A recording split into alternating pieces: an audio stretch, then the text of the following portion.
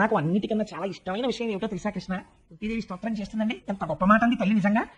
ఇంత గొప్పవాడివి, ఇన్ని చెయ్యగలిగిన వాడివి, ఇన్ని లీలలు చేసిన కృష్ణ, నిన్ను నేను అంత గొప్పవాడివని ఇలా చూడడం కన్నా నాకు ఏది ఇష్టమో తెలుసా? నీ లీలలన్నింటిలో ఏమీ తెలియని ఒక అమాయకురాలై గొల్ల పొడుచై పెరుగు చిలుక్కోవడం మాత్రమే అలవాటైనటువంటి ఒక గూపిక నేను నీ అమ్మని నిన్ను కట్టేస్తానని వెంటపడితే భయపడిపోయిన వాళ్ళ పరిగెత్తి అక్కడికి అమ్మ పమిట జారిపోతుంటే, పువ్వులు రాలిపోతుంటే, కొప్పు విడిపోతే, అయ్యో పాపమ్మ అమ్మ నన్ను పట్టుకోవడానికి పరిగెత్తి అలిసిపోయిందని అమ్మ మీద దాక్షిణ్యంతో దొరికిపోతే, లక్ష్మీదేవి కౌగిటికి దొరకని వాడివి, సనక సనందనాది మహర్షులకు దొరకని వాడివి, వేదములకు దొరకని వాడివి, ఋషులకు దొరకని వాడివి, ఒక అబల చేతికి చిక్కితే సాక్షాత్తు పరబ్రహ్మను నేను పట్టుకున్నానని తెలియక మోకాళ్ళ మీద కూర్చుని ఎడం చేత్తో ఇలా చేయి పట్టుకుని ఇలా చూపుడు వేలు చూపించి కట్టేస్తాను కృష్ణ, కొట్టేస్తాను కృష్ణ అంటుంటే, నీ డొక్కలు ఎగిసి పడిపోతుంటే, కళ్ళల్లోంచి ఇలా నీళ్లు కారిపోతుంటే, ఇలా చెయ్యి పెట్టి నలిపేస్తుంటే, అరిచెయ్యి నలుపు, బుగ్గలు నలుపు, కళ్ళు నలుపు, బుగ్గలు ఎరిపెక్కిపోయి ఇలా ఇలా ఇలా ఒదిగిపోయి భయంతో అమ్మా నన్ను కొట్టకే అని ఆ రోజున నువ్వు భయపడిపోయినటువంటి లీల నా కళ్ళల్లో ఉంది కృష్ణ.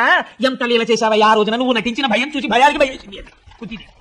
అది నా మనస్సులో ఉండిపోయిందండి. అందుకే ఆవిడ కర్మబంధములు తెగిపోయి, ఉలూకల బంధ వృత్తాంతం ఎవరు వింటారో వాళ్ళ కర్మపాశములు తెగిపోయి